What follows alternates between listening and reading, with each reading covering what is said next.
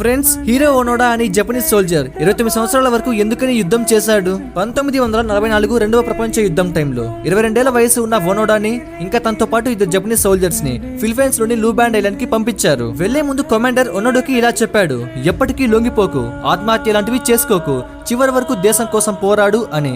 కానీ 1945లో జపాన్ ఓడిపోయి లొంగిపోయింది. ప్రపంచ యుద్ధం కూడా ముగిసింది. కానీ ఓనోడోకి ఈ విషయం తెలీదు. తర్వాత న్యూస్ ఆర్టికల్స్ ఇంకా ఇలా చిన్నగా ఓనోడోకి విషయం తెలిసింది. కానీ ఓనోడో దాని శత్రువులు కావాలని ఇలా ట్రాక్ చేస్తున్నారు అనుకోని ఆ అడవిలోనే దాక్కుంటూ చిన్న చిన్న అటాక్స్ చేస్తూ ఉండేవాడు. ఓనోడోతో వచ్చిన ఇద్దరు జపనీస్ సైనికులు చనిపోయారు. ఆ అడవిలోని జంతువుల మాంసం, కొబ్బరికాయలు, పండ్లను తింటూ అలాగే భారీ తుఫాన్లను, వ్యాధులను తట్టుకొని ఒక్కడే 29 సంవత్సరాలు ఆ అడవిలోనే ఒక స్పైగా గడిపాడు. చివరికి 1974లో తన మాజీ కమాండరే స్వయంగా ఐలాండ్ కి వచ్చి యుద్ధం ముగిసింది అని చెప్పాక ఓనోడో అప్పుడు లొంగిపోయాడు.